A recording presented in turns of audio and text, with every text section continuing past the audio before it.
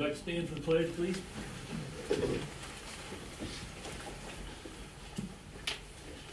I pledge allegiance to the flag of the United States of America and to the republic for which it stands, one nation, under God, indivisible, with liberty and justice for all. I'd like to call this meeting to order.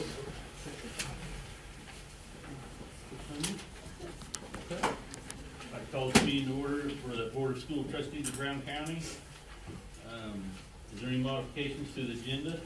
There are none.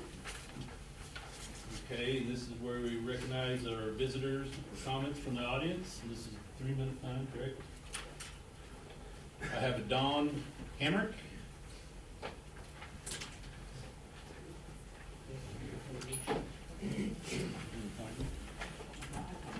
I got it.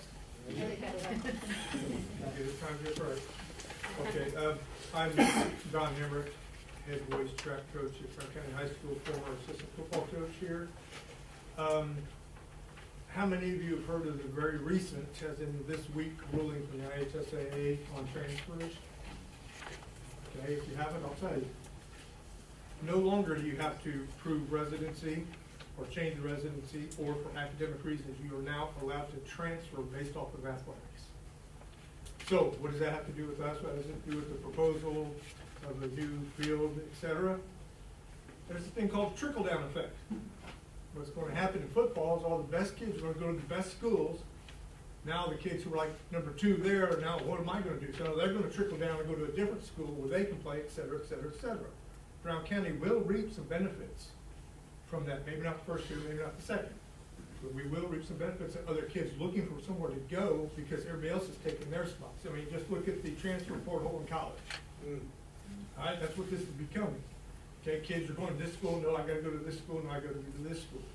We will have more kids come out for football, but they may overlook us if we have to continue to play on a field where the sprinkler system really hasn't worked, where there's potholes, where there's gopher holes.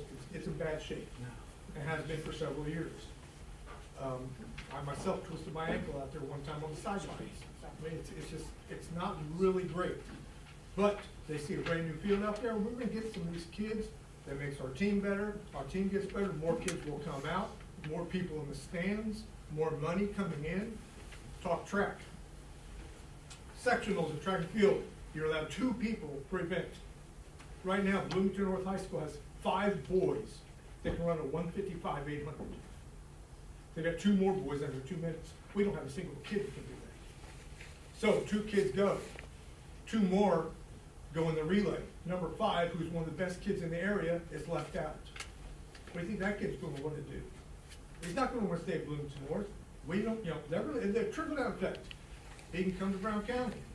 Oh, we got a brand new track. He's not going to want to come run on that piece of concrete we have. I mean, we have more kids with shin splints, stress fractures. We need a new track. It's that simple. People say, well, we can't do this, we can't build that, we don't want to do all this. You still have to address the problems. Your field is in bad shape, the track is hard as a rock. It has to be kids are not going to want to run, they're not going to want to come here. That trickle-down effect will not work because they're going to see what we have and they're going to say, no, I'm not going there. We could benefit from that. That number 5 at Bloomington North can now all of a sudden go to the state championships, whereas before he wasn't even running. All because of this new rule, he could come to Brown County and say, I got an advantage, I can actually go. I have can to be tell something. you, your 3 minutes are up.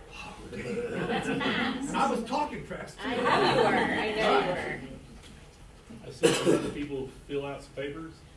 I would also add that you are always welcome to write us emails if you have more to say and you want to do that. So, we read all of your emails. And so if you have, more, or you don't want to speak in public, that's okay too. But we're happy to hear what you say in writing as well as in person. Ian?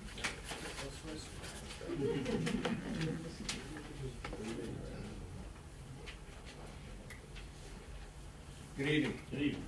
Coach Ian Price. I've been coaching here in Brown County for probably the last almost 10 years. I started in the Bantam League with football, Parks and Rec baseball. I moved up. I was the middle school football coach this year and last year. I'm the middle school wrestling coach, and I'm the high school varsity and JV coach for baseball. So I've coached and worked on all of our fields at this point in facilities. I can attest to the safety measures that need to be taken for our fields. But more importantly, over those years, I haven't ever really felt like the school had a lot of buy-in in our athletics. And this is a great opportunity for us to show our students and athletes that we want to be there for them. We want to provide those facilities that are needed to bring more, to get them to do better, and give them more opportunities to play. That'll bring more out, and I think it'll promote more from our community to come play, from our student athletes, so our student body. I'm not going to take up much more time. I appreciate you having me. Thank you. Thank you. Thank you.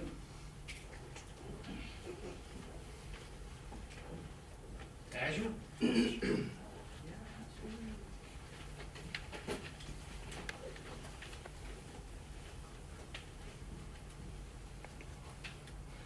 My name is Asher Stringer. I'm not only a student here, but I also perform in football, and I'm thinking about doing track as well. So I think one of the biggest reasons that I think we need a track field, a track and turf football field, is mainly for athletic safety. So right now, every time I go out onto the football field, or almost every time, I sprain my ankle, do something. And last year, I had to had a ankle, and I went and it popped, and I couldn't play for probably 3 games. Now, with that being said, with some of our like major athletes that we use for multiple positions, with them being out could really cause like problems. Not only that, with people transferring into our school to play athletics, which is not happening a lot right now. More people are transferring out than transferring in. It gives us more students for like the school. It'll grow our school, like make it a little bit bigger, and it'll give our athletic program a little bit more confidence as well. So that's really all I have to say, and thank you guys. Asher, you have a minute 30 left. Williams?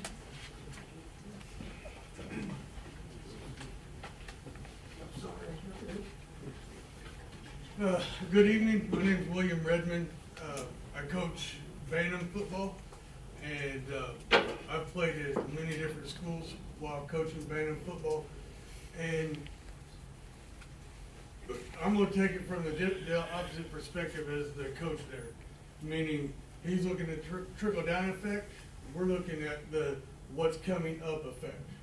So I could tell you guys that from coaching Bantam football, we lost 30 kids last year that should have played for Bantam in here in Brown County, that live in Brown County, and they went to Indian Creek and played instead. We had 10 more that went to Columbus and played. And when they were asked, there were 2 reasons why they said they went to those schools. 1, it's a bigger school. 2, they got better facilities. Everybody's looking for the better facilities. And in order to keep supplying Coach Bell and the rest of the athletics with more kids coming up, we need better facilities for these kids to play in. We travel all around the state playing at these facilities, and we're one of the, I hate to say this because I love Brown County. This is God's country in my opinion. But when we go play, we're looked at, oh, it's just Brown County. We're just gonna run over them and keep playing. Us in the Bantam League are trying to do new things to bring more people in, and I can promise you, if we get a new field, a new turf field, updated facilities, we will get some kids to come back and play for us, because they don't get a whole lot of playing time at these bigger schools. Whereas if we have the facilities, we have the smaller teams, they will get more playing time and more experiences here. On top of all of that, we need to give our young kids more things to do around here. We've got all the other stuff to do for adults and stuff. I'm also in the fire department, and on Hamlin Fire Department, and the number of bad situations that kids get in because they're home alone or they haven't got anything else to do is astronomical. Whereas if we had more options and more stuff for them to do, they would stay busy and stay out of trouble. That's all I got. I thank you guys for your time. Thank you, Thank Leslie. you. Any more?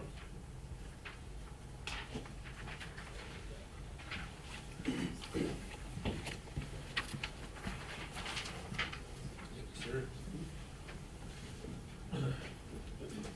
Joel Lewis. I'm going into my 20th year of coaching football here in Marin County. I've coached kindergarten up through high school. This isn't just a football field. This is softball. This is basketball. This is everything within our school system. Soccer team will be able to play on that field. Am I correct? The youth will be able to perform on that field. Not just football, not just soccer. I see kids out there playing all the time on our fields. Am I correct? Then what are we doing here? It's not a football field. We need to quit referring to it as football. It's an athletic activity. It's for the entire school system. It's for the entire community. We get together on the 4th of July. That's where we go. How many people love going to our bathrooms? If they can find them. You know, right? We gotta walk down a hill. I'm not even sure if this is approved to go to the bathroom. Is it? Does it meet the standards? We're talking about not just a field, but we're talking about upgrading our facility, our bathrooms, our locker rooms. I emailed you earlier this year because we had a problem in our locker room. It needs to be upgraded. We need a lot better facilities here for our athletes, for our students. If we can't keep that in mind, then there's no point in being here. I appreciate your time. Thank you. Anybody else? All right. Yeah, thank you.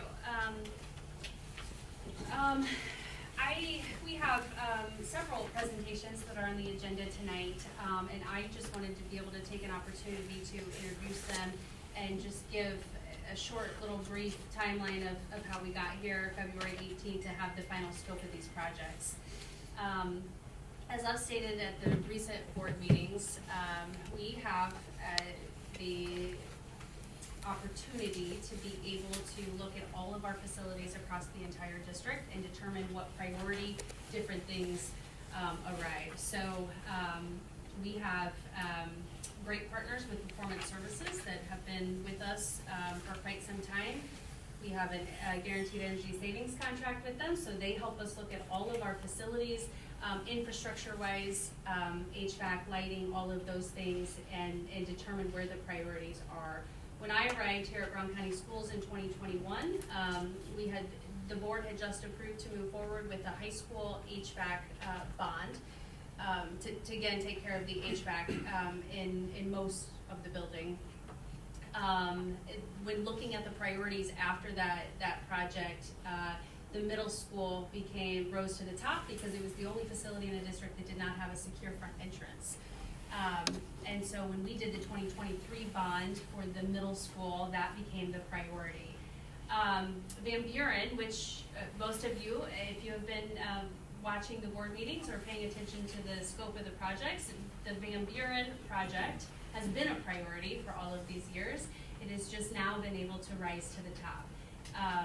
And so we have two different types of projects that Performance Services will be outlining tonight for us, and one of them is infrastructure across the district, and then the other one obviously is about the athletic site improvements for the football field, track, restroom, locker room. I know that there is a lot of talk or chatter that is on Facebook about the turf project. And Mr. Lewis, I appreciate you reminding everybody that it is much more than just a turf football field, because it will serve in so much more capacity than just turf. But the big thing that was out there is this field house, right? And I want everybody to know, I want the board to know that this isn't an either or project. This isn't, if we do this, then this one does not happen, or if we don't do this, then this will happen. It is not an either or. It became very clear and validating to me after reaching out and having very intentional conversations with community members and board members that there are several different visions for a field house, right? And when we want to take something and do it Super Bowl-like, right, for our kids and for our families and our community, that is a project that is going to take very intentional strategic planning and vision with appropriate stakeholders at the table, so we do it right. I just want to remind everybody that this isn't an either or.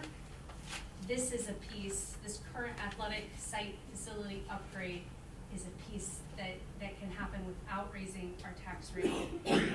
It does so much more than just the turf, right? It is the track, it is the restroom, it is the locker room, it is soccer, it is practice for softball or baseball or community events, it is band, it is so much more. So just remember that, and then again, we have performance services that will be here to talk about the scope of both projects.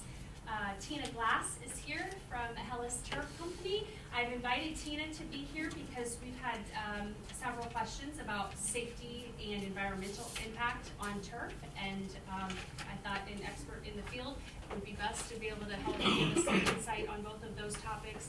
And then our partners with Ice Miller and Stiefel are here to be able to talk about financial impact and tax rate. Again, I just want to remind the public here tonight that these presentations are an opportunity for the board to be able to do Q&A back and forth with our presenters. We will hold our public hearing on those projects on March 3rd. The public hearing is the opportunity for the public to be able to provide comment and ask questions to the board at that public hearing, as opposed to with these presenters tonight. So with that said, I'd like to bring up Steve Thoman and Neil Fleck from Performance Services to tell us about the final scope of both projects. Thank you for having us this evening. It's good to see you all again. I'm just going to pull up the preliminary improvement list that we've been discussing. I'm sure that's been shared and discussed. So we'll just go through that improvement list, and if there are any questions, please let me know.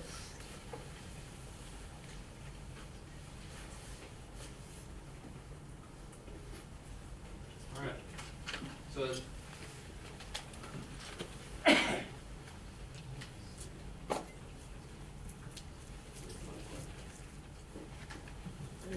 there we go. All right, just had to think about it. As we mentioned, there's two pieces to this project, one being an improvement project to the facilities. The first being Van Buren Elementary.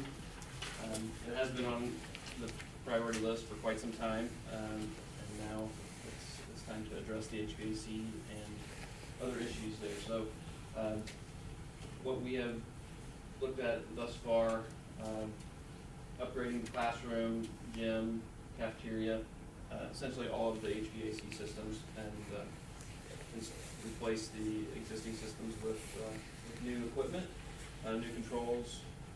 While we're doing that, we will replace ceilings, replace the fluorescent lights with LED, similar to what we've completed at the high school and Spernica and Helmsburg in previous phases. The next piece is here at the high school. In the first two phases, the two summer project in 21 and 22 that we completed, we focused on the classroom portion of the building, replacing all of the units in most of the classrooms. We did not touch the science labs at that time, as they had just gone through a renovation in 2014, and so timing wasn't appropriate. I mean, obviously we needed to allow that equipment to age and get closer to its end of life before going in and replacing it. Facilities is having issues now with those areas. Maintaining humidity and temperature in those rooms is causing an issue. So we looked at updating the HVAC systems in the science labs, along with the I believe there's 3 classrooms in the athletic corridor going to the main gym, updating those as well. As far as finishes go, they were done in 2014. They're still in great condition. There may be a few things that we need to address while we're in there, but primarily HVAC. And right now, our facilities is dealing with two different temperature control systems in the building, so that creates a challenge for them. So as part of this project, we'll bring that all onto one control system. The second piece here at the high school, as I mentioned, we focused on the education wing of the high school. We are looking at addressing the main gym, the auxiliary gym, and the weight room HVAC systems. So right now in the main gym, you have 4 small air handling units, extremely small mechanical rooms in each corner. The air distribution isn't great. I think there's some noise issues. I think facilities typically ends up having to shut them off during events, graduation, other events where noise is a concern. Veterans Day. Veterans Day is the big one. Yeah. So we looked at combining the 4 units into a single unit, setting it on grade on the east end of the building. That's our preliminary plan. Obviously, we'll review with Jimmy and the administration. And then we talked about installing ductwork through the gym, potentially utilizing a fabric duct. I'm sure you've seen that in other gyms that you've been to, but it's a round fabric duct that gives you good air distribution. The third piece here at the high school are the high school restrooms. We looked at 2 sets of restrooms, one being the main set here in the common space, and then the other in the 100 wing, which is the 100 hallway is the first hallway as you enter the main door to the right. At the end of that corridor, there are another set of restrooms that have not been touched in quite some time. So giving those a facelift, replacing the partitions, ceilings, mirrors, replacing the sinks and fixtures, and then currently planning to remove the tile and install an epoxy floor in those rooms.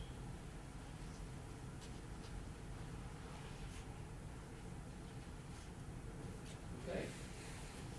So that's the infrastructure portion of the project. The second. Does the board have any questions about that scope?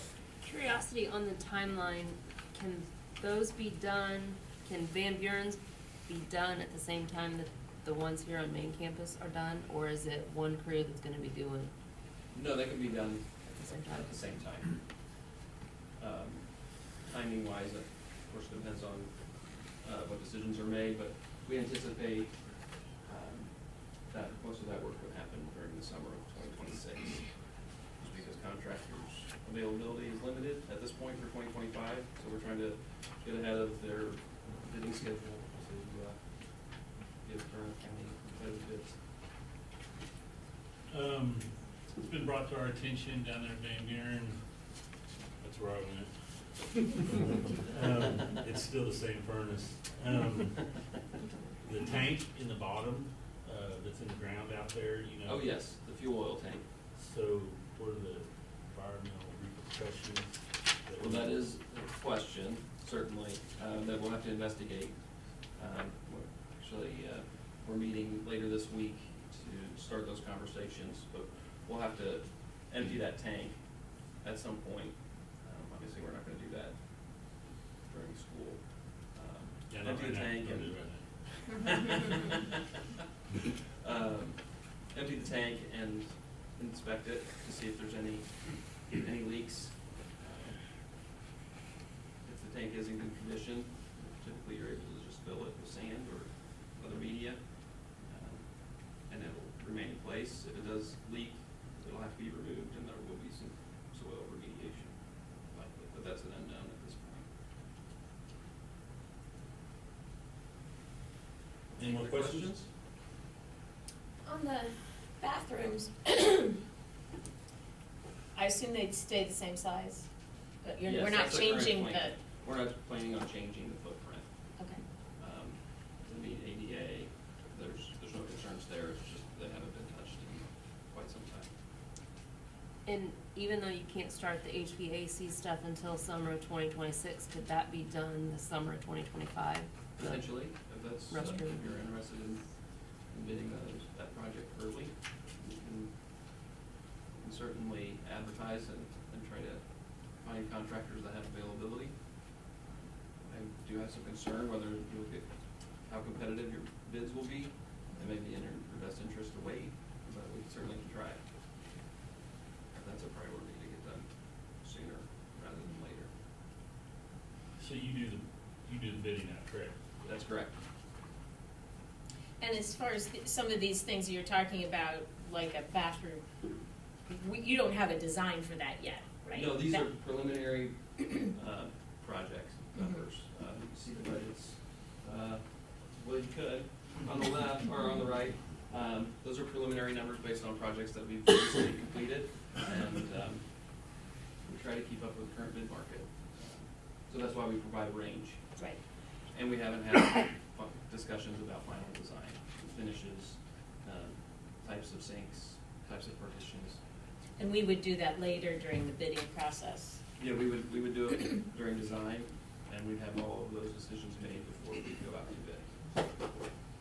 If it were to change design, it would change cost. Right, absolutely, Potentially. yeah. Yes. Potentially. But that's not this stage, is what I'm saying. No, we're very early in the process, trying to provide some information to give you an idea of what could be accomplished.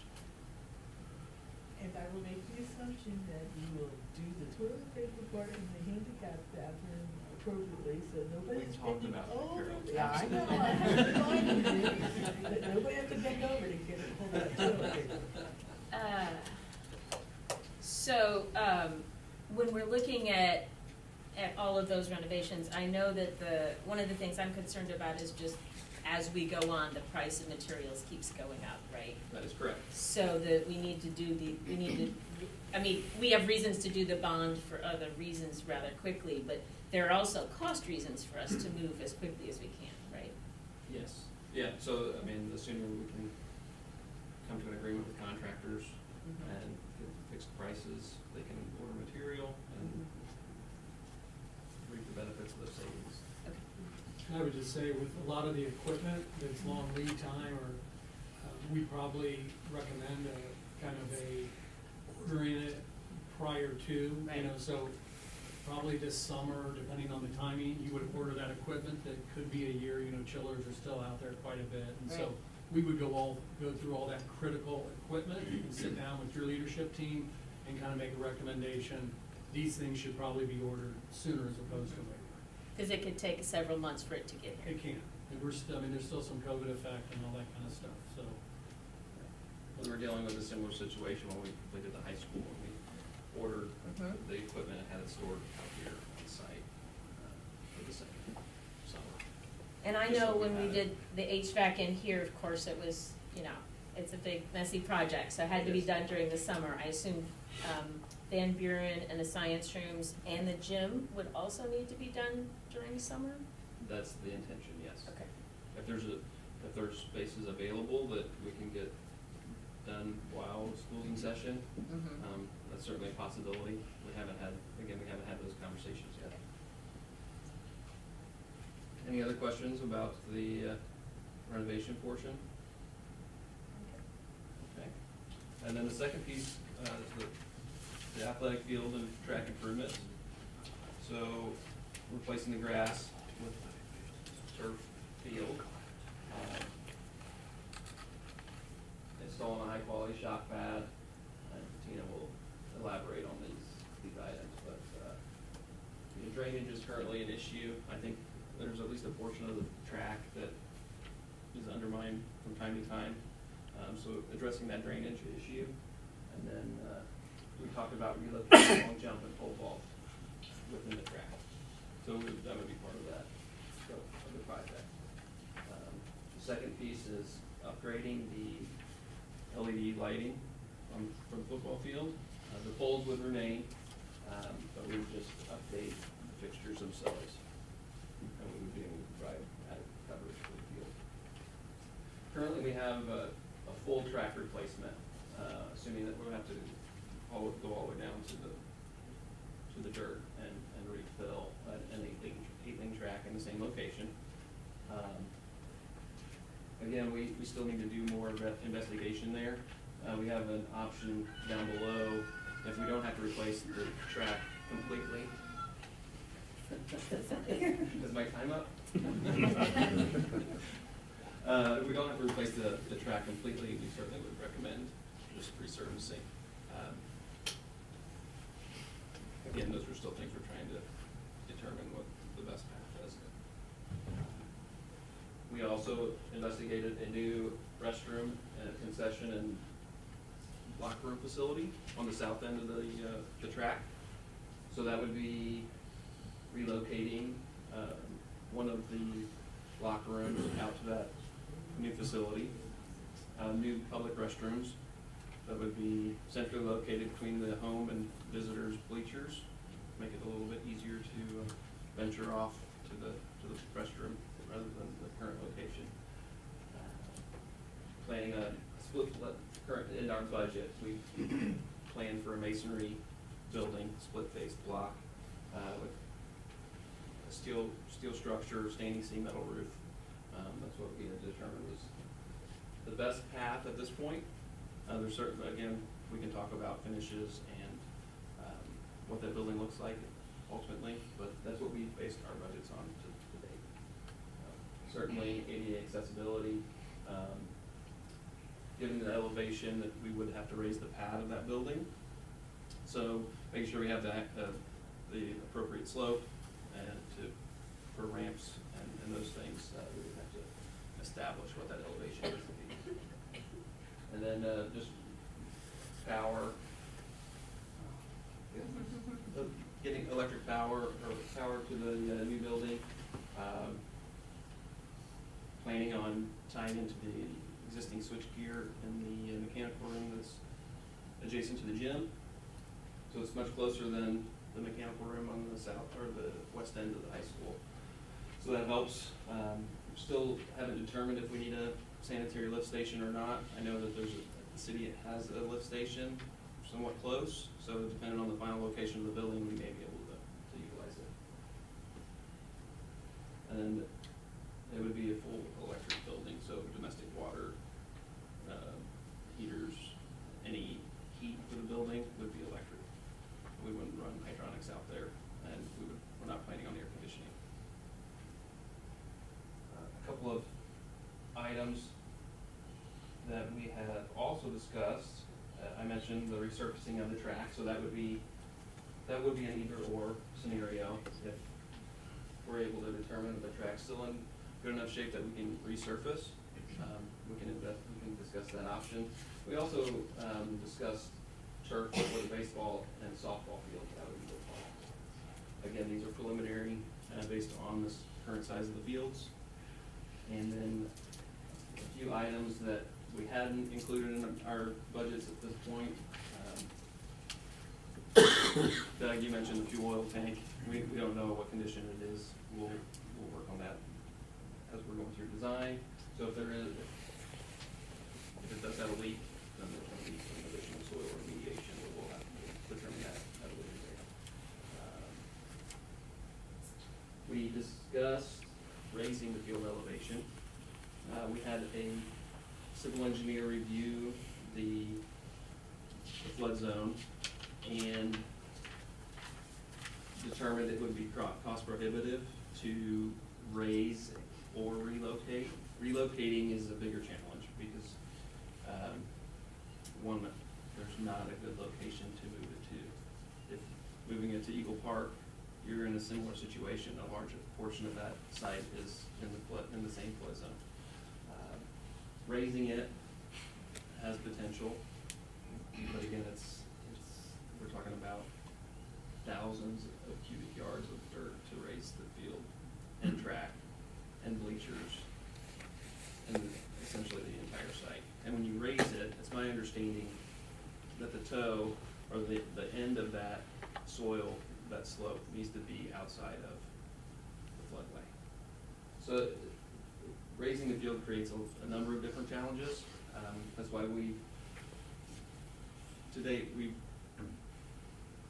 determined that leaving it at the same elevation makes the most sense. It allows Brown County to address other needs, while still making improvements. How does it, can you talk a little bit about, are the materials different? Like, what is going to aid the drainage to help it? Or, right, like, Oh, versus grass? I think I would like Tina to answer that question. She has that that she brought with her. As far as the drainage of the turf, yeah, I mean, you talk with civil engineers, I wanna feel confident, right, that the portion of this is in the floodplain, and we're gonna put turf in, and we're gonna put these highest quality materials in it, Mhm. whatever. We want to feel confident that if we do get flooded, right, like, Mhm. what is the likelihood of it flooding over the turf? What is the, how do you mediate those measures going forward? Like, I know if it floods on grass in the track, we still have costs that we have to fix the flooding there too, Mhm. right? But I think Brown County has been told for quite some time that we aren't able to do it strictly because part of the field is on that floodplain. Right, so where does that fall into it? I'll talk about that one when I go up, Emily. Okay. Okay.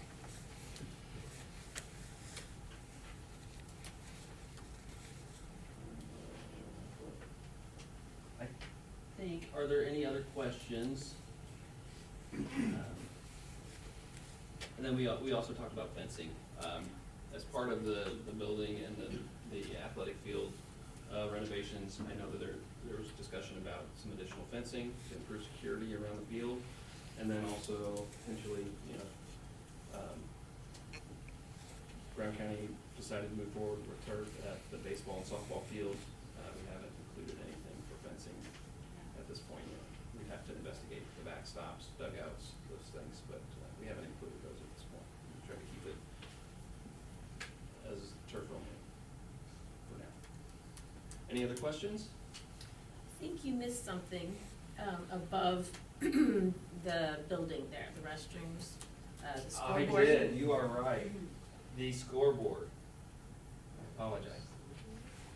So, we have also discussed replacing the scoreboard at the football field to a new LED type scoreboard. Which has to be approved by the town. I've already inquired about that. The town considers it a sign, so it will, whatever we go with, we will have to have it approved by the town.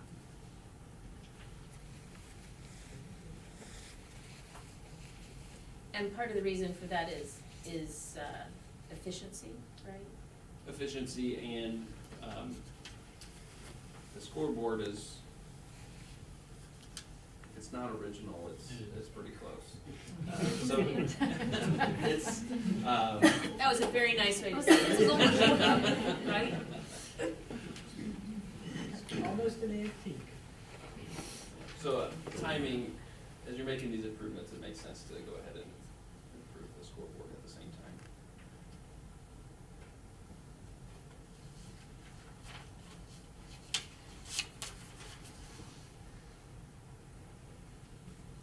I'm waiting to hear from her. I'll say, yeah. All right. My question, like, I'm on going. the steps of this process, because I've never been through a bond project before. Mhm. So, once these are approved, like design, does that go to administration or like designs on all the projects? How does that work? Yeah, we will meet, like, once and if everything goes through and we're approved to move forward, our team meets regularly with performance services, and whether it's once a week or a couple times a month or determined as needed, we are constantly in collaboration over next steps and if decisions have to be made in order for the next steps to happen. So when you think about the middle school project, right, like up front, it seems like it's heavy meeting, right? To make sure that we meet steps on the timeline, and then when work is actually happening, it slows down a little bit, and then you get into some questions about, oh, I didn't know it was gonna look like that, or what if we did this, or what if we did that, and so it is us meeting with them. And they will, come back and do updates to the board, like throughout the project, so you can see progress, all of that all the way through. Thank you. You're gonna wish I had a 3-minute limit. So real quickly, I want to tell you a little bit about who Hellas is, and I did not know this when I started working for the company, but Hellas is another word for Greece, and the founder of the company named it that because that's where the first Olympics was in competitive sports, and that's what we do. So we were founded in 2003. We do turf, tracks, tennis courts, and LED lighting. So what sets us apart is we manufacture our own turf, we manufacture our own coatings for the track surfacing, our own light fixtures, and we do the installations too. So we're a one-stop shop, one point of contact, one warranty. We were founded after the founder of our company is a gentleman named Reed Seaton, and he was in the turf and track business for 20 years in Texas. At one point, he bought AstroTurf, the original AstroTurf, out of bankruptcy, built it up and sold it off. And after doing this for 20 years, he said, I'm changing the model. I want to control the quality from start to finish. So you're going to deal with that one point of contact, so it's not finger pointing, oh, was it the turf or was it the installation side of it? So going to Emily, your question about the floodplain. I was kind of curious, and I was like, I wonder what percent of the country is in the floodplain? And so I did a Google search, and it says, according to available data, approximately 13% of the United States is considered to be within a 100-year floodplain, which I thought that was really interesting. And it said a 100-year floodplain means there's a 1% chance of a flood occurring in any given year. So Hellas has installed hundreds of fields in floodplains, and one of the senior VPs at our company came from one of our competitors, and I called him yesterday, and I said, hey, when you were with the other company, did you install the floodplains? And he said, yes, they did. So there's things to do to mitigate that. So the first step is I already gave Emily a proposal for a geotechnical survey. So that's one of the first steps, is a geotechnical to find out how much we need to stabilize underneath, and then you move forward with that towards an estimate. And I also talked to our COO yesterday to ask the question, after discussing with Neil about the creek, that I guess the creek does sometimes impact that area. And so he said there's multiple things that you could do. Is one would be a retaining wall. You could also add additional drainage stone in that area to help with the drain that area a little bit faster. So when a new turf field goes in, we typically excavate 8 inches down. That dirt is removed. There is drain stone, drain tiles, perimeter drains, and tie into your sewage and drainage. So that's one thing. As far as if it ever does happen and there is a flood, which our COO told me, he did have a story. He said there was somebody that built along the Ohio River. We built a field. He goes, they did have a flood. And what happened, there was a lot of dirt that went on it. And he said it took a lot of time to clean it. I said, I know what they're going to ask. They're going to ask me how much it costs. I go, give me some numbers. He's like, it can range from $5,000 to $50,000. He said, but typically, if there was going to be some type of flood like that, you're going to be informed and know it's on the way. He said what you actually could do is put tarps down on the field, and then after the whole flood, any type of flooding was done, then the tarps would be lifted up, and you wouldn't have that issue with all that dirt on top of the field needing to clean that. It would probably be minimal. So he did mention that. As far as player safety, I took some notes here when people were talking. As far as what Ashley was talking about, I have a story. So for those, does anyone know Derrick Henry, the elite running back? So they had a natural grass field at the Tennessee Titans, and Hellas had the indoor bubble. And where they were located, it was considered a transition zone geographically, and they actually had to replace the sod 3 times in 2022 because there were a significant number of injuries. People were slipping. It was like you talked about, your ankle issues. And so he actually went to the owners of Tennessee Titans and said, I actually feel safer playing on the indoor bubble than that field. They did listen. Obviously, that wasn't the only reason, but it was tied to the injuries. They did replace the field. It is now a Hellas field. So Hellas has the Tennessee Titans, but it talks into the safety. And then also when Don talked about these kids transferring, it's true, you don't build it and they will come. That's what's gonna happen, and you see all this investment. I see these architecture firms now investing in athletic facilities. Like 65% of the business is athletic facilities, because it is gonna bring people here. William also mentioned something about, there's a lot of studies and data about giving kids something to do, and it's true, you're gonna keep kids out of trouble.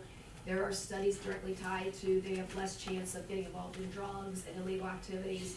And I don't know if anybody saw one of the Super Bowl ads where one of the athletes talked about how he was homeless and he stayed focused on sports, and it kept him off the streets. It's not a sports field, but there's a similar story to Denzel Washington. He said, if there wasn't the Girls and Boys Club, I wouldn't be alive today. That's what he would have gotten into. So for your field, talking about player safety, turf has come a long way. So the original turf fields that were out in the 70s, like I said, AstroTurf, it was considered nylon resin, and it was very abrasive on the athletes. They had a lot of cuts, open wounds, and then it changed to something called linear low density polyethylene. So what the fields that came out were then linear low density polyethylene, and what they decided to do, originally they were on concrete and asphalt, so the turf would be on concrete or asphalt, and obviously it's very dangerous for concussions. And then they said, okay, let's put rubber in the turf. So then rubber started going in the turf to help mitigate some of that. So then what they realized was one of the challenges when you have a lot of rubber is it can be a little bit slippery if there's too much rubber, which some of our competitors believe in using a lot of rubber. We believe in a shock pad. So I've got a sample of what the shock pad is that is in our NFL fields. Also it's in high school fields and parks and rec fields. So this is called Cush Drain. It I think goes through, we get to have water 2,000 millimeters per hour go through. So it's very porous. Sometimes in presentations I brought a bowl with water, poured it on here to show that it goes through. So it's tire crumb aggregate and moisture pure polyurethane. It's paved in place. This goes down first and then the turf. And then what makes us different is we, instead of sand, which can get compacted, we use a pea gravel, a patented pea gravel size that goes at the base of this turf, and that holds up the turf blades, and then also keeps the turf weighed down. The athletes would never interact with this, and then on top of that would be the tire crumb. Tire crumb's in probably 90% of the sports fields. Tying into the fields that we have, I did print something out with a kind of a snapshot view of our fields. Hellas has 20 fields in the NFL. We have the game fields at the Dallas Cowboys, the Houston Texans, SoFi, Nissan Stadium, and the Colts.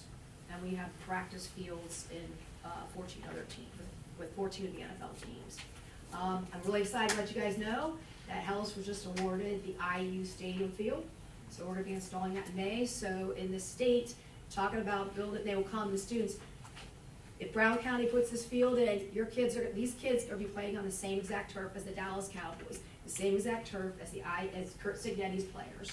And what's exciting about this is, I get this question, can we afford it? Absolutely, we've done 5,000 fields.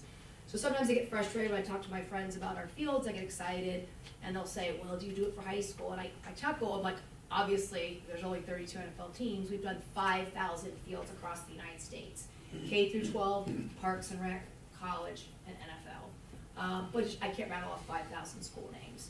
As a matter of fact, Salem, I don't know if you guys heard, Salem recently did it at Hellas Field, so those kids are playing on the same turf as the Colts, and now it's gonna be the Hoosiers.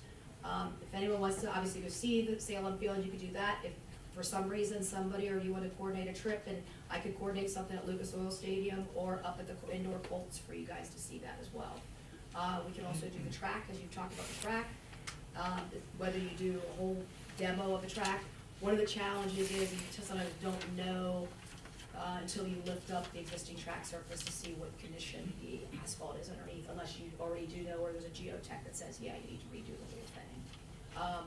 We can retrofit existing lights, and let me see, something else on the safety side. So when I first started selling turf, I love the company that I work for, I love the products that we have. And I'll have people say, oh, I thought turf was bad. And, I'm like, okay, where's this coming from? And I don't know if everyone's been hearing a little bit of the buzz on turf in the NFL that made the national news a couple years ago. And where it came from, here's where it came from.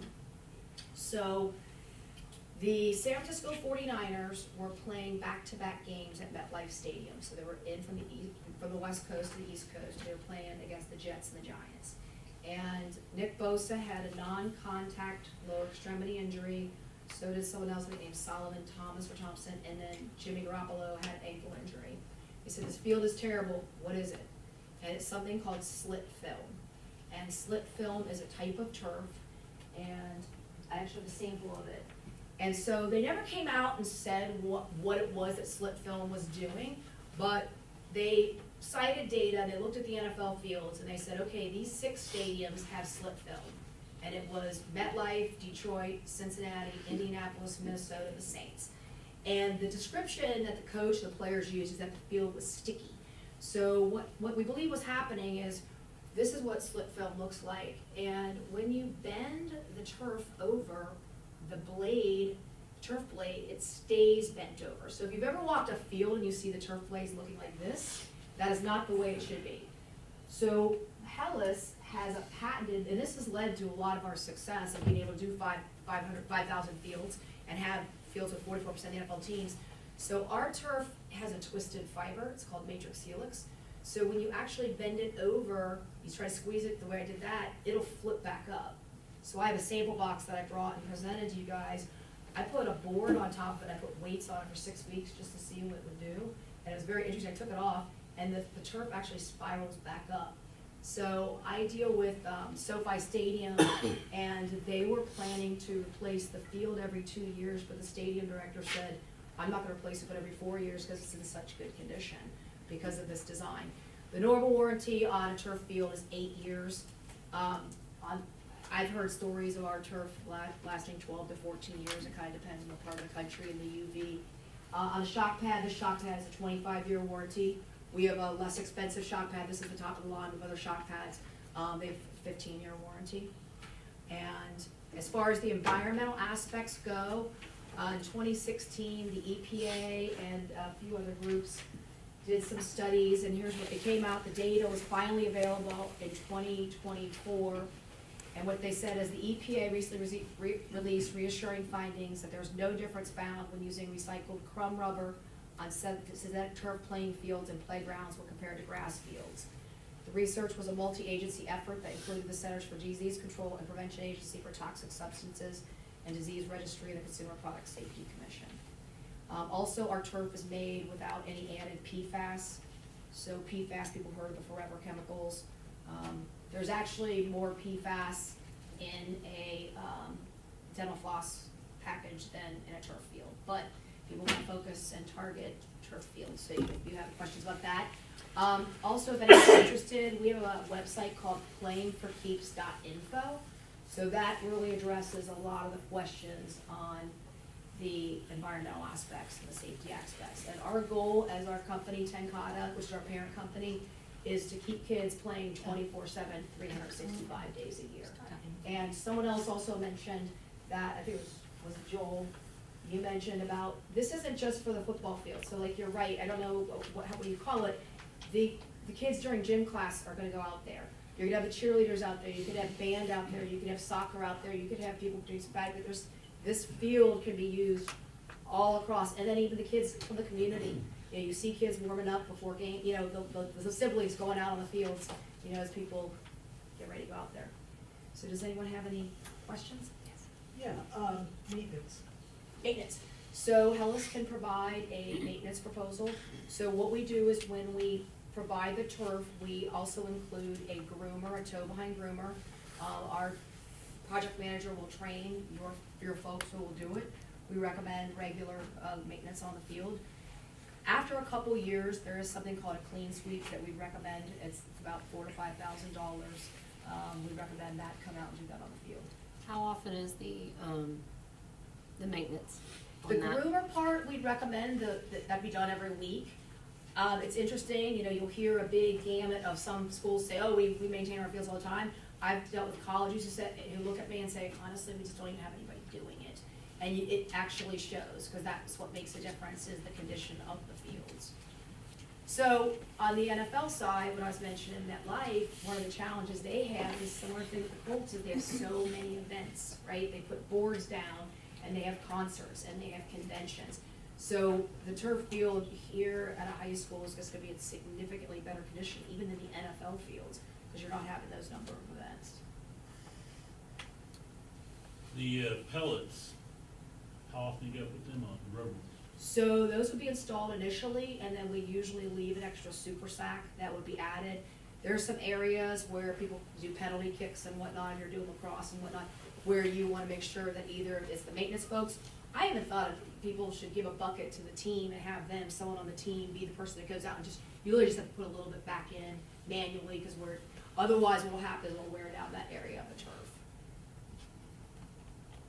Something else I wanna mention that I'm getting a lot of interest in is people doing just a baseball infield. That is, I have so many requests on that, I'm getting so many quotes, because a full baseball field is about the price of a full football field. But to do an infield, it's about $400,000, and then you have the outfield aesthetically, you can do some things that look really nice. With, you had mentioned an 8-year warranty. Mhm. If we are to have a flood that significantly covers the field or a portion of it, is that type of damage covered in a warranty like that? So what we do is I said we require the geotechnical survey. We will not install any field without a geotechnical survey, because we want to do it right. Hellas was founded in 2003, and 2023 was our 20-year anniversary. We were doing $700 million in sales, and I like to say that because it's the quality of our products, it's the word of mouth, it's the customers, it's doing things right from the beginning. Hellas has never had a field fail, and so as I said, we're very cautious. I don't know if all the other companies, I think the majority of them do, but we are gonna require the geotech, so we know going in what needs to be done. We do the drain stone, and the other thing with Hellas having our own crews do it, as I said, we're the one-stop shop, is that they become very skilled at it and become very efficient, and then we can do things better and even faster, get your projects done on time. Someone was asking about how quickly could we do this. We could do this spring. I would recommend, if Emily's got the proposal, unless you have somebody else, as I mentioned, that could do the geotechnical survey. If you wanna move forward, we could get that done, get that piece out of the way, come up with some proposals. What we like to do is price ours with, the basics, add alternates for if you want to add the shock pads. I'd say 50% of our fields do not have shock pads. You can have a field with just the rubber. This shock pads a little bit offers better sports performance. And something else, when you hear athletes talk about, high-level athletes say, I don't like turf fields. What is that? It's typically something called recoil. So if you picture like a slow motion camera of an athlete planting their foot into the turf, into the rubber, it's gonna bounce back because it's rubber. So what happens is that energy goes back into their joints and makes them feel achy. I'm a Cincinnati Bearcat and a Bengals fan, and I'm not sure if anyone knows Alec Pierce. He was a wide receiver for the Bearcats. He's now with the Colts. So I saw him at a draft party. I gave my business card. I said, hey, I want to ask you what you think about our new field, the indoor. And he messaged me and he goes, your fields are my favorite by far. He goes, my body feels so much better than last year. And the reason is because they did not have this shock pad in the indoor. They now have the shock pad. They have our turf with the twisted fiber that keeps the blades up, but they also have pork and coconut. I can't recommend that for you guys here because it's an outdoor field, because if it has water, it can be slippery if it freezes. So the other, he also commented, he's like, my other favorite field is the Houston Texans. Who has that field? And I was like, that's our field. So that's kind of the reputation of it. But again, talk about build it and they will come, and the athletes and saying, Brown County has the same turf as all of these teams, same as the Hoosiers. That's pretty exciting. One thing that, just a question for you, so my son plays Bantam, and he's played in a couple of the turf fields. And mind you, he's 10. His biggest comment is that it's hot to play on, and then when he gets tackled, it hurts. I would suspect there isn't a shock pad under there, Okay. and there might not be consistent infill. So that's kind of what when you say hurts, or could it be a different type of, I can pass this around so you can feel. A lot of people talk about this feels a lot softer. It could actually be our type of turf that we're using. Oh, I forgot to mention, one other thing that's different with our turf is we use something called a C8 resin, which is a higher grade resin than some of our competitors. They use C4 and C6. I'm not a chemistry major, but with 2 more carbon atoms. It's higher grade, it's more expensive to make, but what it does is it adds about 25% to the life of the turf, and it makes it less abrasive on the athletes. So I'm curious if he's saying it's actually the abrasiveness of the turf, or it's actually how hard it is, because it might not have. Getting the abrasiveness of it. Yeah, because this is why the players love this turf. And actually, a little fun fact, Patrick Mahomes, if anyone's seen on Instagram or anything, the aerial view of his backyard, he's got like a putting green, he's a 50-yard field. It is that turf. It is Hellas Matrix Helix. So you've already said you put them in floodplains. You might not be able to answer this. Where's the closest one, and when did you do it from here? I'd have to ask the COO, but I can get back to you. Yeah. I know he said, well, he did one near the Ohio River. I don't know where in the Ohio River, but he did mention that. And the pellets, you say you gotta put them on every year, correct? The rubber No, pellets? so once those are installed, they are typically there for good. You might need to replenish every few years. That first super sack that we leave should be sufficient. So, I got a bunch of questions. Okay. You've already talked about the environmental impact. Yeah, and if it wants us to go to that playingforkeeps.info, that would answer a lot of the environmental questions. So, our watershed system in this county, most of it goes to Monroe Lake. It's a local, it's a local lake over in another county. Of course, it's in Brown County too. I've got some concerns of the rubber floating off,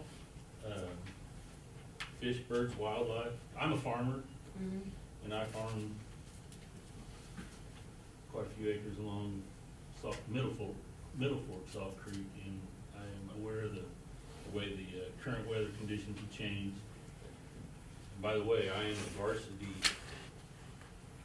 I've earned varsity letters. I think there's 3 of us in there that earned varsity letters at the school. So I want something to happen. I'm just curious about a lot of things.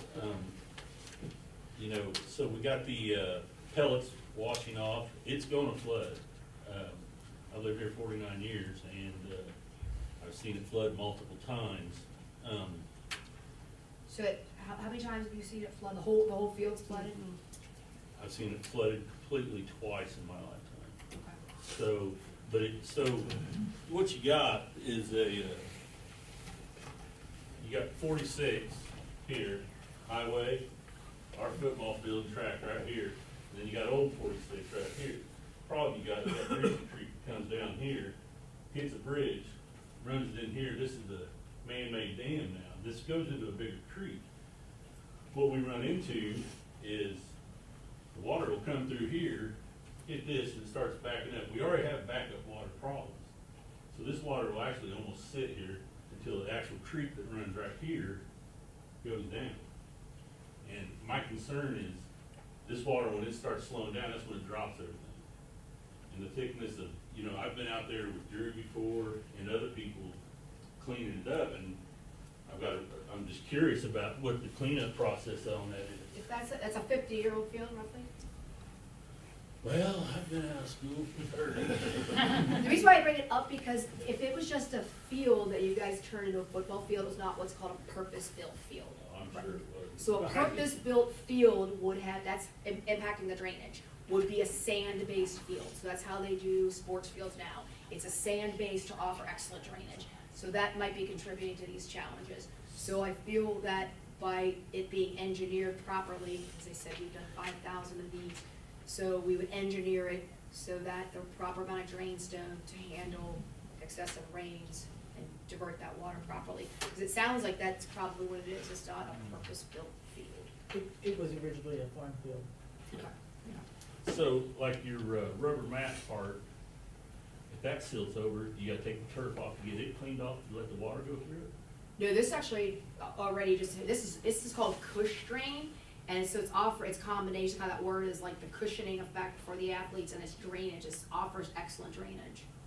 So this is, I'd have to ask how many outdoor fields this is in, but this isn't a lot of fields. But you see what I'm getting at, I'm talking, we're putting 4 or 6 inches of silt coming off Greasy Creek. It's gonna lay on top of the turf, and then that's laying on top of that. do you have like a drainage structure underneath? Yeah, so when there is, so what they would do is they put in, so they excavate about 8 inches down, and then there are flat drain tiles and drain stone in there, and then there are perimeter collector drains, and that ties off. And I feel that this is engineered, so this should probably handle all of this water issue, because this is not, again, a purpose-built field. I think that's quite the challenge with why water retains on it, stays on it. So we're 4 foot below water level, or the floodplain already. And the problem you got, this is what I see, and I'm not picking on it, but the problem we got is our creek, we're already down close to creek level, and we're going down another 8 inches. I want to know how we're gonna get that 8 inch, we're Well, that's what, already in the no, hole. the 8 inches is going down for the drain stone and the drain pipe, so it'd stay at where it is. So it goes to the creek, right? It would go tie into whatever water, water system that it goes That's to. the creek, So there isn't any sewage line that goes into it, it's straight to the creek. no. So that's what you, so I know like on our farm ground, we do fill tiles on our farm ground, and it doesn't drain till the creek drains. And it'll actually plug up. And I'm just one, I'm just looking at I'm a worst case scenario guy. I mean, Well, that's good, that's smart, you're asking all these questions. So I'll work with Neil on this design, and I know he's got Fred from Context, who's done a lot of fields. The other thing, if I need to, I could bring our COO out here. He made sales calls with me a couple months ago. He's been doing this for 40 years. He might have some ideas when I spoke with on this specific project, since you have some of these challenges. But I think he mentioned, as he said, the retaining wall. The other thing I asked about is typically when we excavate the 8 inches of dirt, then all that drain stone goes in there. That's typically hauled off, and it costs about $40,000 to haul it off.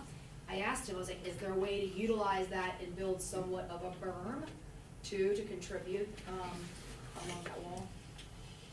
As someone who sits on other communities in the county, the thought of a retaining wall going along there is slim to none. yeah. Okay. Okay? I think- I really, Yeah, I think what's really important to remember is that we don't know, right, until we get in there, Right. and I think, right, like, the geotech that you talked about, like, all of those things will come into play, and those will inform decisions moving forward. It's a Like, geo and topo too, that's what I want to point out, it's a topography, so it's gonna lay all that out, which then would be taken into place with our engineers, with our designers. we won't have all of these answers all laid out, before March 3rd, or, when we're talking about approving resolutions, so we can get way down into the weeds and stuff. Again, right, there is a possibility out there that we won't be able to do this, effectively, or the way that we wanna do it, I'm not sure, but So do I we don't know until we own get into it. the land on both sides of the creek? Based on GIS, yes. You don't own the creek. That's what I was gonna say, I was just trying to think about if it's really a drainage problem that the creek needs some work. I was just trying to think about whose is that? Whose responsibility would that be? It goes under the road, obviously. That's DNR. I was just gonna say, yep. Why would it be DNR? DNR owns all waterways. Anywhere water flows, DNR owns. So they basically have an easement in the middle of our property for that. But then I would think the road The road is already a is, dam that's that's Department of caused problems. Transportation, so. yeah, the road's already a dam that's caused problems since they put 46 in, so. On average, when do you replace your filter? So on the high school level, I see people mostly waiting at least 10 years, realistically, sometimes 12. And what's the cost on that? So the initial field installation, I'd say for a brand new field with the shock pad is about $1.3 to $1.4 million. And then when you do that's called a drop-in field in our lingo. And then a rip and replace is just you're replacing the turf piece of it. That's about $400,000 to $500,000. So Do you have to redo the sand underneath? no, the only thing you have to do is the turf itself. And again, the better you maintain it, the longer it's gonna last. So you're not back at the 1.3 anymore? Exactly. You're doing it at half or less? Less than that, yep, less than that. Depends which option you take, correct? No, because, so the turf itself is about, like I said, the turf piece, the excavating, the drain stone, and the shock pad takes up a big chunk of it. And then The shock pad, depending which one you get, one of ours is a 15-year warranty and one's a 25, so you won't need to replace that, per se, if you do a shock pad. Or you can also not do a shock pad. And you said the warranty would not cover flood.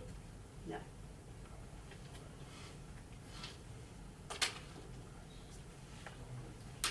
The question is whether your insurance covers the flood. We do have flood insurance through our, trust that we have, and we have a $10,000 deductible. Because I remember we used it recently. How much does that raise our insurance? I do not know, so annually, I give them more information as to like, facility, building updates, things like that. And turf is one of the questions. I have not asked what the difference would be when we do that. The updates are usually in the spring that will take effect the next January.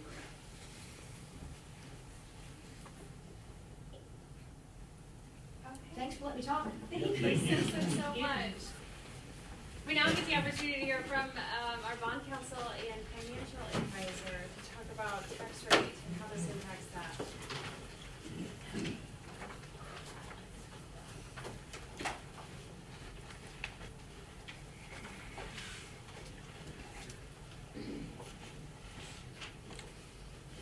Maybe taking this. So good evening, Luke Rogan with Steeple. We serve a bond for the school corporation. Our role in the financing or this project is to show how the financing can fit within the school corporation's historic rate. What it's been the last couple of years is 0.5787. So. He just comes downstairs, don't worry about it.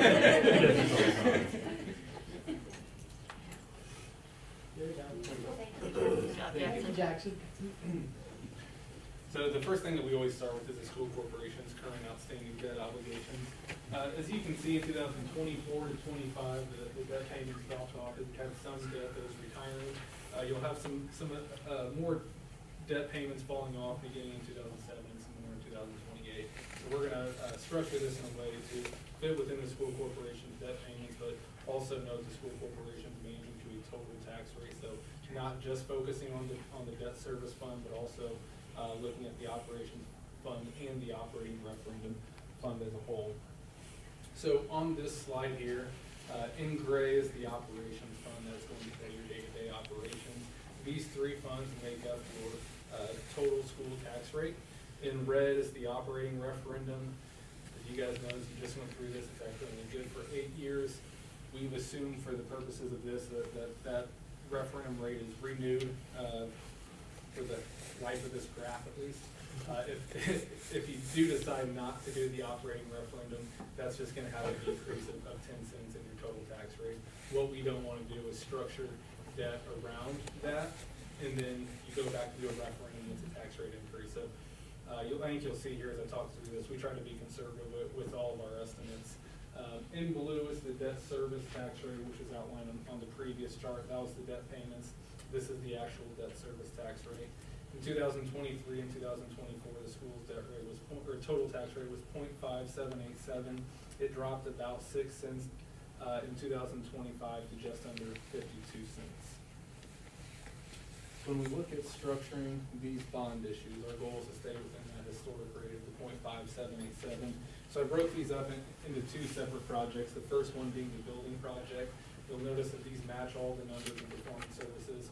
We take the high end for this, again, to be conservative. Whenever you go through the resolutions, we're setting maximum numbers.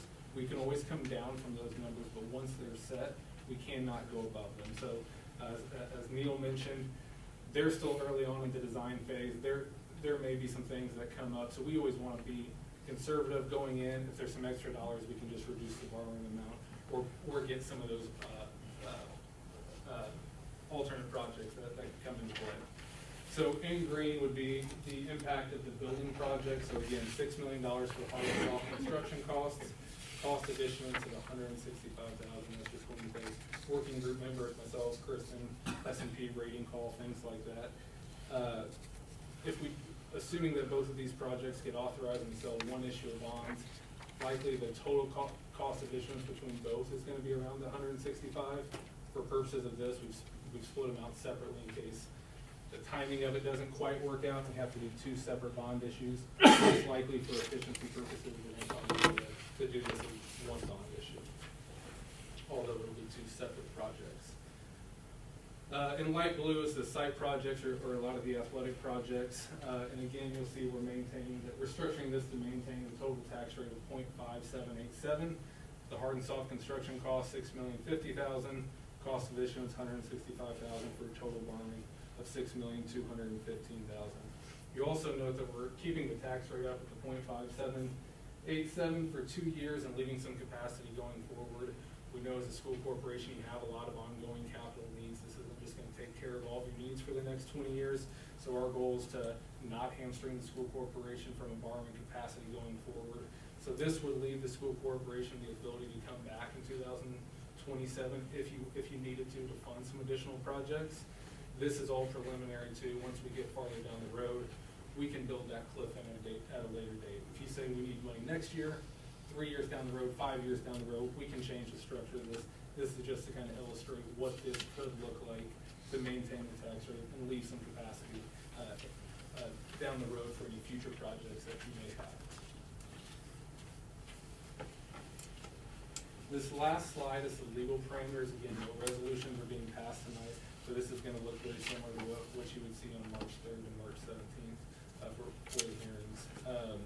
So again, the building project and site project, we've outlined the borrowing amount, cost of issuance, estimated proceeds there. I think the most important thing that you'll see is the bottom line there is we're maintaining the 2023 and 24 tax rate of the 0.5787. Would be a slight increase over the 25 rate, has that rate dipped a little bit in 2025. So kind of going back to that historical level that it was in 2023 and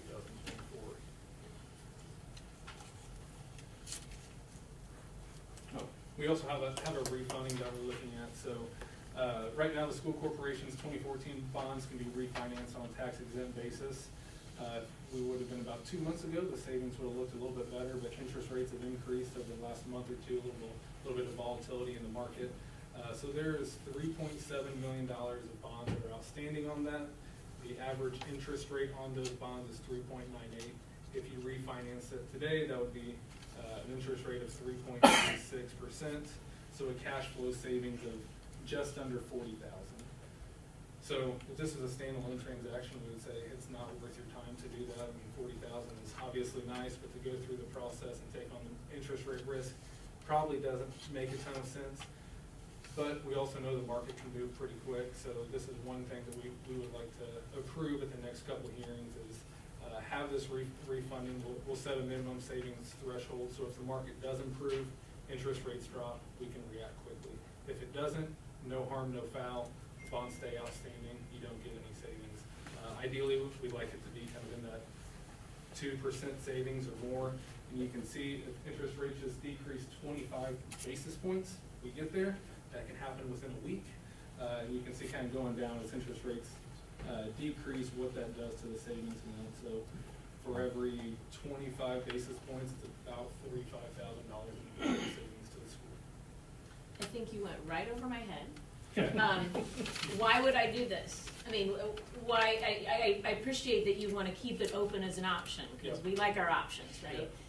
But what would be the circumstance in which we would want to do this? If interest rates decrease, then you've already got the legal steps out of the way, so we can act a little bit quicker. If the timing works to do it at the same time as these projects, we can combine the building project, site project, and the refunding all into one, so that it's a save on economies of scale, efficiency, and the cost of issuance. So if the timing works out to do that, great. If it doesn't, and interest rates decrease over the next 3 months, 6 months, 2 years, then you have the legal steps out of the way, and then you can get savings, which is the savings that you can pass on to the taxpayers. So if we do this, then we're borrowing less, essentially, because we'd be refinancing, or am I wrong? You're basically you're taking out the old bonds, kind of like you're just refinancing your mortgage. So you would just lower your annual payment, 10, 20, 30,000 a year, depending on where interest rates are. So you'd still be borrowing the same amount for the projects. It would just, if we add this on, it would just be a debt service savings. But the tax rate would stay low. Yes, that would be our goal. And when they done it as peak and valleys depth at the state level, so that's the expectation. Yes, correct. Is there a circumstance in which the tax rate would have to go up? Right now, no. Legislatively, some things went through that were initially proposed that could have an impact on your assessed value. Yes, I mean, that's the unknown. If something happens with the General Assembly, if they make a major change in the way the tax base is assessed, that's going to be an impact for all school corporations across the state. So if it's something like that, yes. Barring anything outside of that or interest rates going absolutely through the roofs, no. Okay. So I know one of our goals has been to complete whatever part of this process we need to complete because we know what the law is right now. And after April 30th, we don't know what the law is going to be, right? So are we on track to complete it before April 30th? You want to talk about this? Yeah, sure. Oh, yeah. Hi, Kristen McClellan with Ice Miller. Thank you.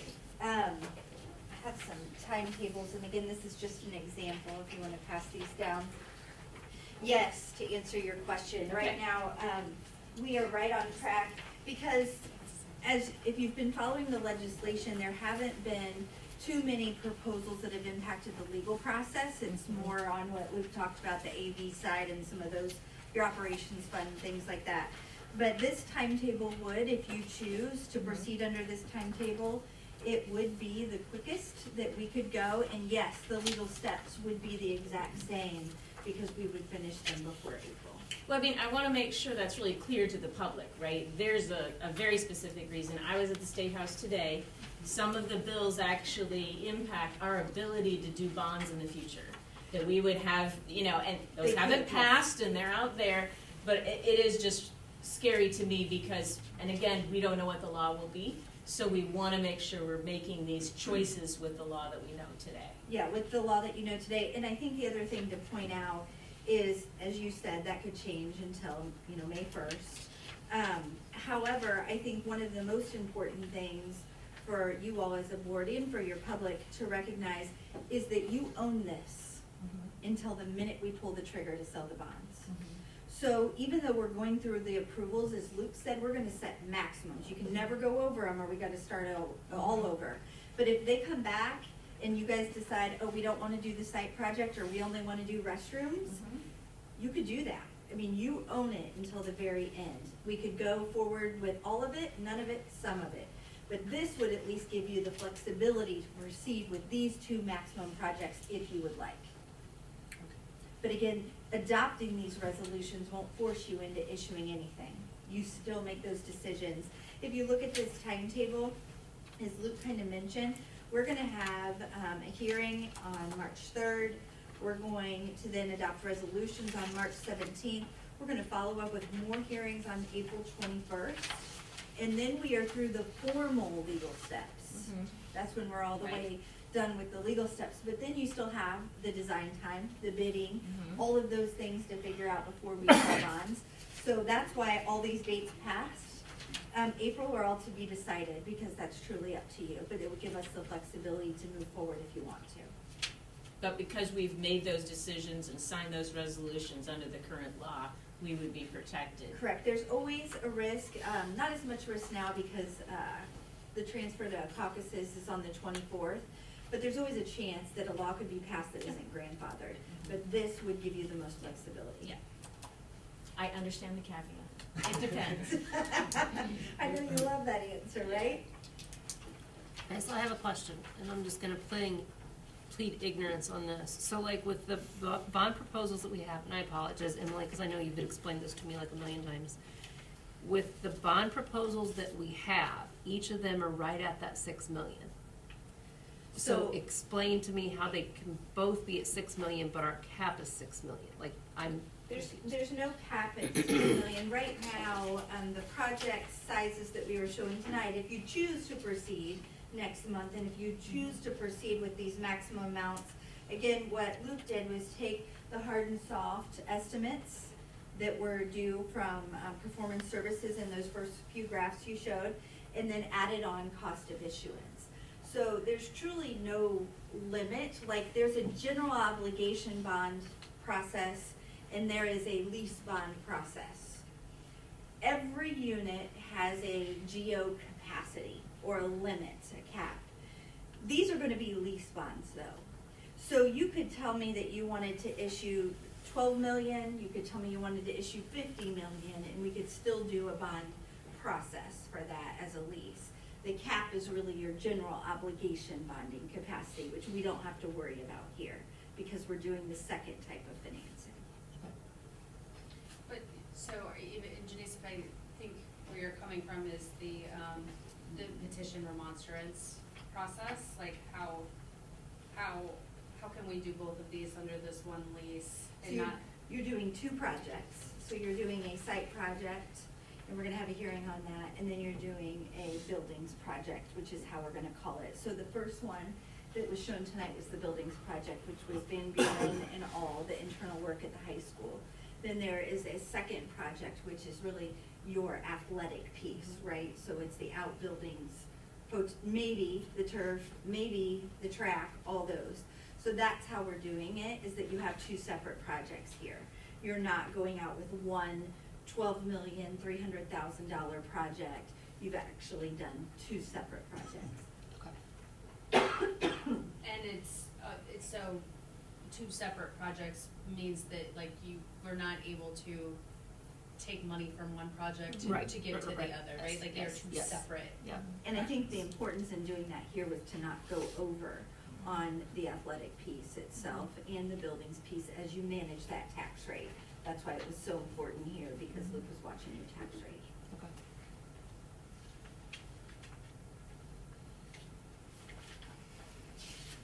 Okay. I did pass out the timetable. Again, this is preliminary, and you all own the decisions, but as you'll see, there are several steps, several hearings, several notices, several resolutions, if you have any questions on any of that.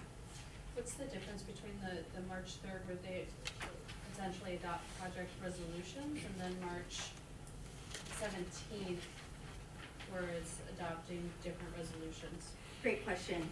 So, on the March 3rd date, these actions are required because the school is proposing to spend more than $1 million on each project.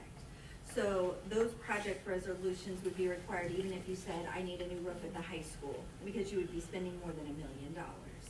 So that's what we're doing first, and those are the most important resolutions in my mind, or if I was a taxpayer in the district, the most important in my mind as well as a taxpayer, because it's gonna set that max.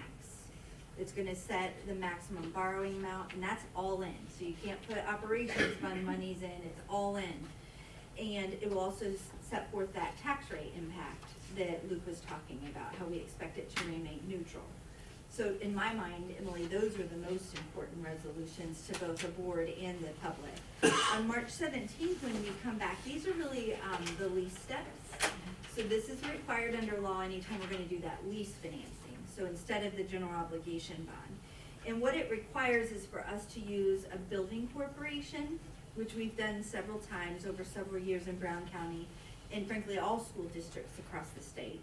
So what happens is the school board kind of has to authorize this lease process. So they have to determine that there's a need. So you'll determine the need for both projects. Again, if you decide to move forward, you'll approve that building corporation. And it'll be a pretty detailed resolution about what they were formed to do. And they were formed over 15 years ago. So it's just reapproving their existence. And then you will approve the actual form of the lease, which will include those maximum parameters that you've already approved in March, on March 3rd. Then when we come back in April, that's when we hold the second hearing, and that one is a 30-day notice rather than a 10-day notice. So when you come back, you'll see the building corporation will also meet on that day, but that's when you hold a hearing. Again, we'll include those maximum numbers again. So they'll be heard 3 times. Again, we can never issue over, but we can issue under. There may be an additional appropriation. It just depends on how we structure the deals. But that final piece will be the final approval of all the documents you would want to enter into. You still would own it, though, after that date. And if something comes back, if they come back and the geotech survey wasn't the way you wanted it, or Van Buren doesn't need the work that you thought it needed, or the high school, you can always come in lower on each project, or you could stop a project. You don't have to approve it until we're ready to bid and ready to sell bonds. Does the way we, at what point when we're writing it to give ourselves maximum flexibility to be able to use that money for other things or something that doesn't go the way we want, at what point are we writing it in that way, like the words that we're using? So you will do that from day one. So Okay. if you decide to move forward with this timetable, you'll see that we have notices that are gonna be published on February 19th to be heard at that public hearing on March 3rd. The project descriptions will be included at that time. At the bottom of the timetable, on page 4, you'll see I try to keep my notes in my head also on paper. The way that we're talking about this right now under projects is we're gonna have the buildings project, which is the facilities, including HVAC, site improvements, purchase of buses, equipment, technology. And then the site project, which of course is site and athletic improvements, including the purchase of equipment and technology. So we do draft those broadly. So for example, it's kind of backwards when you issue bonds because these are public funds. So we like to have bids in hand before we sell the bonds, so that we know exactly what to sell them for, but we can't get dollar for dollar equal. So if there's $1,000 left over, you could use it for a whiteboard or new key card swipes or something like that with this project description. Well, you said site and athletic improvements throughout the school corporation, so that's what my Yep, question is, that was very absolutely. broad. Including the purchase of equipment and technology. Yes, and so everything that was listed under that project would be included, whether you decide to do the school or not, whether you decide to do some of the restroom facilities or not, that could all be included. The lighting or not, it would be included with that project description. Again, just to be broad as possible. Great.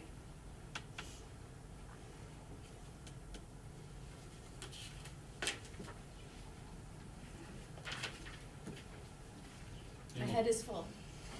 I had this full at noon if you were downtown today. Any more questions? Thank you. Thank you. Thank you very Thank you for much. having us. And be careful driving home. Oh, those are extras. Oh, I guess these are extras. Do we have any discussion items? I don't think there is. I need a motion to accept approval of minutes February 3rd, 2025. I so moved. I second approval of minutes. Obviously, we'll be quiet. Vote. Doug, Yes. Carol, Yes. Vicky, Yes. Amy, Yes. Denise. Yes. Motion carried. I have the following action needed items, the recommendation to approve the following Neola policies. I move we approve all the Neola policies listed in the agenda. I second that motion. Vote. Doug, Yes. Carol, Yes. Vicky, Yes. Amy, Yes. Denise. Yes. Motion carried. I have the recommendation to approve the donation of $200.21 from the Brown County High School Band Boosters to reimburse high school band ECA for 8 senior banners. Do I get a motion to accept? I so moved. I'll second. Vote. Yeah. Doug, Yes. Carol, Yes. Vicky, Yes. Amy, Yes. Denise. Yes. Motion carries. I have the recommendation to approve the proposed academic schedule at Brown County High School. Do I get a motion to accept? Move to approve the academic schedule of Brown County High School. Second. Vote. Doug, Yes. Carol, Yes. Vicky, Yes. Amy, Yes. Denise. Yes. Motion carries. I have the recommendation for Emily Tracy to attend the National Conference on Education in New Orleans, Louisiana, March 4th through 6th, 2025. Do I have a motion to accept? So moved. Second. Vote. Doug, Yes. Carol, Yes. Vicky, Yes. Amy, Yes. Denise. Yes. Motion carries. I have the recommendation to approve a donation in the amount of $1,000 from William and Linda Charitable Family Fund to Brown County Schools for the benefit of TEDx. Do I have a motion to accept? So moved. Second. Vote? Doug, Yes. Carol, Yes. Vicky, Yes. Amy, Yes. Janice. Yes. Motion carries. I have the recommendation to approve a donation in the amount of $500 from Duke Energy Indiana to Brown County Schools for the benefit of TEDx. Do I have a motion to accept? So moved. Second? Vote? Doug, Yes. Carol, Yes. Vicky, Yes. Amy, Yes. Janice. Yes. Motion carries. I have the recommendation to approve a $170 donation to Helmsburg Elementary from the Brown County Community Foundation for winter wear for students. I just want to clarify that that's coming from the Brown County Board of Realtors, my board fund, not from the foundation itself. If that makes sense. It's through the foundation. I recommend that we table this so we can correct that error and bring it back at the next meeting to approve officially. Yep. I so move that we table it until we have it correctly attributed. Second. Roll call? Doug, Yes. Carol, Yes. Vicky, Yes. Amy, Yes. Janice. Yes. And I just want to say thank you for all those donations. We really, really appreciate it. I love it when every month we have people who are being very generous to us. So thank you to all of them. Yes, thank you. I have the consent agenda items, starting with the appointment of Scoringa Elementary School after school preschool care, Ella East, $10.50 per hour, 1.5 hours per day, 180 days per year, effective February 19th, 2025. Through the other appointment, Brown County Middle School Assistant Track Coach Caitlin Snyder, Group 12, $1,278, effective February 18th, 2025. I move to approve the appointments of the after-school preschool care and through the track coach, assistant track coach. A second. Vote? Doug, Yes. Carol, Yes. Vicky, Yes. Amy, Yes. Janice. Yes.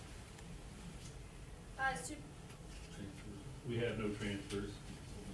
Yep.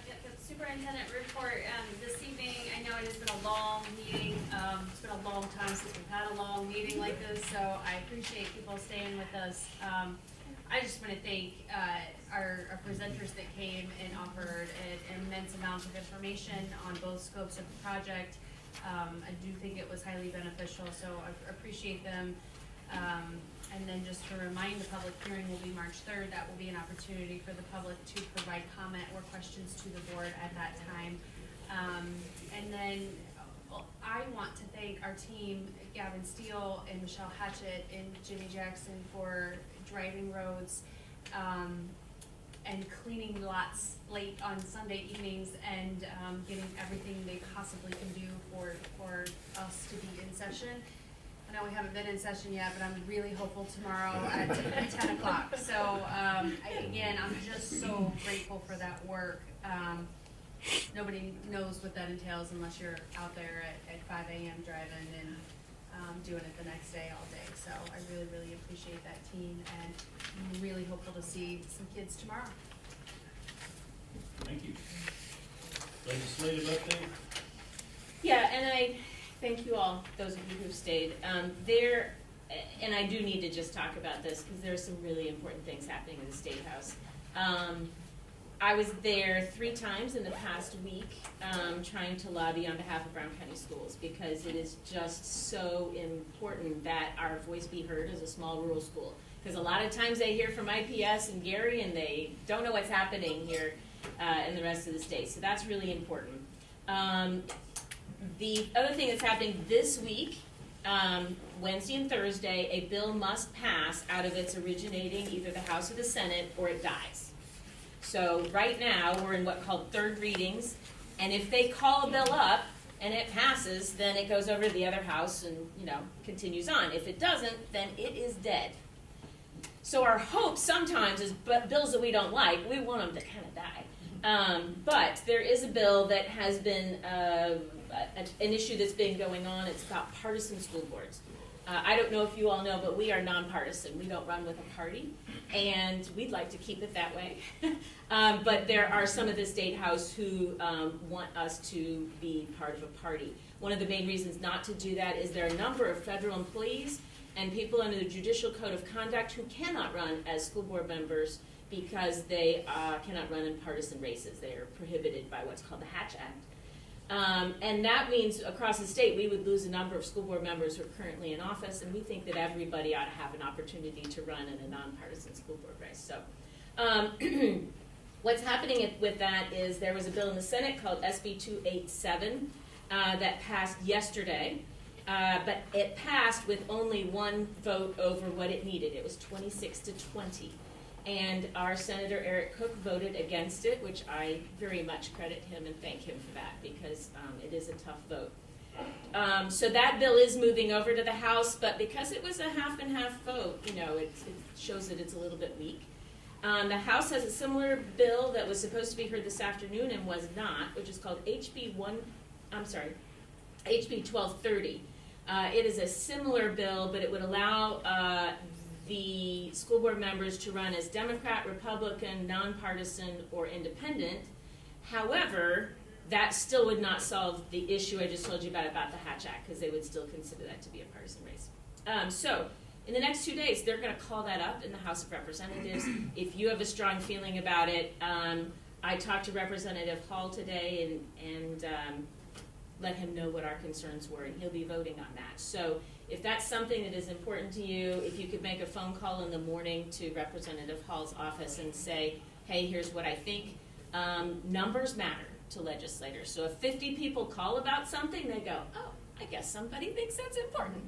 If only 2 people call, or it's just me again, they don't necessarily pay that as much attention. So anyway, we just really think that politics shouldn't be a part of school board. We think that what's best for kids is what's best for kids, and it's not a party issue. So that's very important to us. It's a local issue. And local control. So the other issues I want to talk about are about local control. So 2 bills that are the budget bills. So I don't know if you know, but the Governor Braun had a budget bill. He's very big on cutting property taxes. Under his bill, we would lose $3 million in property taxes over the next 3 years. I don't know where we'd find that, but that's what his bill says. The Senate, which is called SB 1, which is their priority budget bill, we would lose about $186 million over 3 years, so it's a little bit less. And now the House has their bill, House HB 1001, and it is actually even less in property tax relief. So who knows which one of these bills is going to go forward. We still have another 2 months. And what happens is they get a budget forecast the last week of the session. So it comes out April 25th, and they have to finish by April 30th. So whatever they do up to this point doesn't matter until they get that. In any case, the things that worry me in those is not just that we would lose money through property tax relief. It is also that they would restrict our ability to do referendum. They would require us, under one of the bills, to have a year off before we could ask for another referendum. And since we use that for staff raises, right, here, that's not really good when we're trying to pay staff and keep them even. And they would also require that a referenda would only be allowed every 2 years during the general election. As you know, we went in a primary election last year, and we actually thought that was really good because it also let us know that we'd pass the referendum in May, and then we could do our contracts with our teachers in October, and we knew how much money we were going to have. And Dawn can write a budget for 2025. So that was a really beneficial timing for us, and we, again, think local control. When we need an operating referendum, we should be allowed to decide how we want to do that in our community. And so some of these bills want to, again, keep a lot of barriers from school systems doing that. And then the last one is our ability to take a bond, just like we're talking about today, which is why I'm very concerned about us making sure we get this bond done before the law changes, because we don't know.